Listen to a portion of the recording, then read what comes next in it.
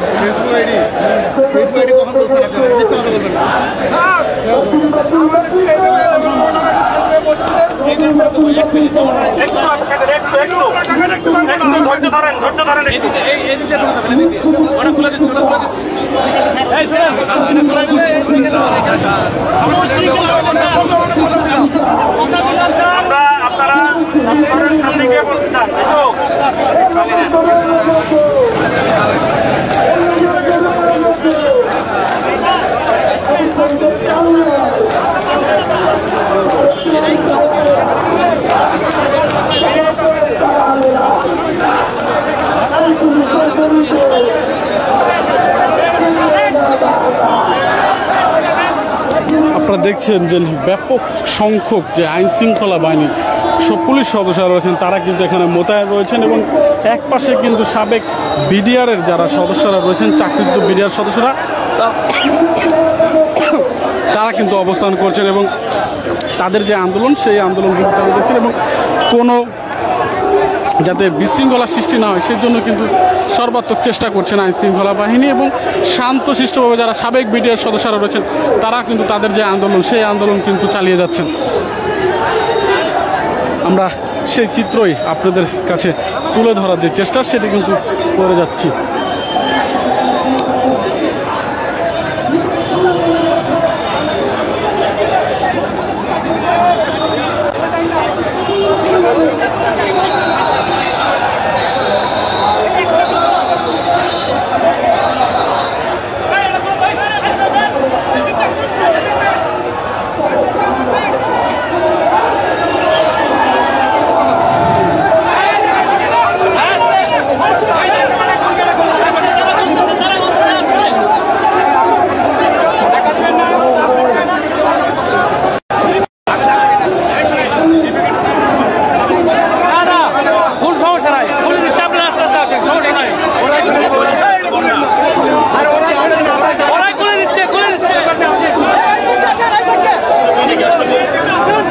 আপনারা দেখছেন যারা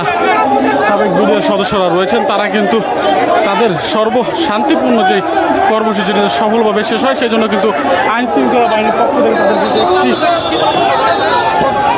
কোনো শান্তনামূলক প্রশ্ন উত্তর দেয় নাই, আমরা সন্তুষ্ট হতে পারি নাই। তার জন্য আজকে আমরা প্রধান উপদেষ্টার সাক্ষাতের জন্য আমরা যাইতেছি। পুলিশ আমাদেরকে এখানে বাধা দিয়েছে, আমরা পুলিশের সম্মান দেখায় দাঁড়াচ্ছি। এখন আমরা যাওয়ার চেষ্টা করতেছি। আমাদের দাবি নিয়ে এটা কার শক্তিতে দাবিটি আমরা বুঝতে পারতেছি না। যারা এগুলো করুক আমাদের মধ্যে সদয় হওয়ার জন্য আপনাদের মাধ্যমে আমরা দাবি জানাচ্ছি ওনাদের কাছে। আমরা পদক্ষেপ যতক্ষণ পর্যন্ত দাবি আদায় হবে না আমরা রাস্তা থেকে উঠবো না, আন্দোলন আমাদের থামবে না, চলতে থাকবে। আপনারা দেখছিলেন যে সাবেক বিডিআর সদস্য যারা রয়েছেন তারা কিন্তু যে সভাপতি রয়েছেন তিনি কিন্তু বলছেন আন্দোলনের, তিনি কিন্তু বলছেন যে যতক্ষণ পর্যন্ত তাদের যে দাবি রয়েছে সেই দাবি না মানা পর্যন্ত তারা কিন্তু তাদের যে অবস্থান সেই অবস্থান কিন্তু ছাড়বেন না এবং কিছু তো বিডিআর সদস্যরা রয়েছেন তারা কিন্তু তাদের যে অবস্থান আজকের যে লং মার্চ টু যমুনা সেটি কিন্তু কার্যকর করার জন্য তারা কিন্তু এই শাহবাগকে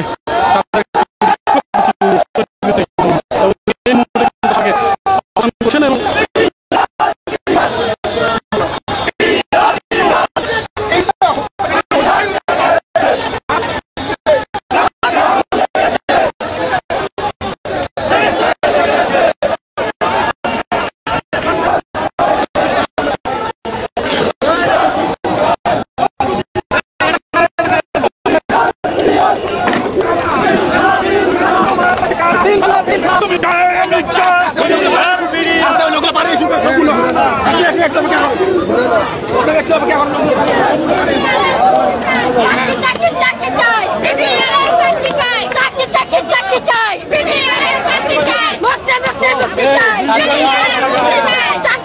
চাকরি চাই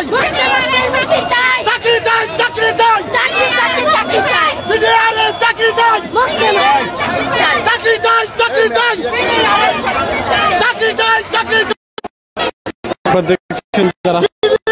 সাবেক চাকরিচ্যুত বিডিআর সদস্যরা রয়েছেন তারা কিন্তু দেখতে পাচ্ছেন যে বিক্ষোভ এবং এই মুহূর্তে তারা কিন্তু সেখানে কিন্তু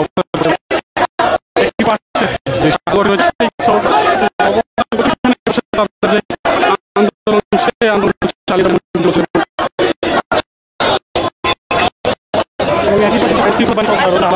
অবস্থান করছেন সব নিরাপত্তার বাহিনী পুলিশ সদস্যরা তারা কিন্তু প্রস্তুত রয়েছে যাতে কোনো প্রকার সড়কে বিশৃঙ্খলা সৃষ্টি যাতে কোনো পক্ষই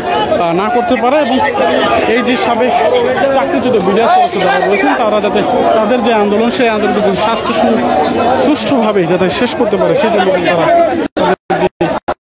অবস্থান সেই অবস্থান কিন্তু এই মুহূর্তে ধরে রেখেছে।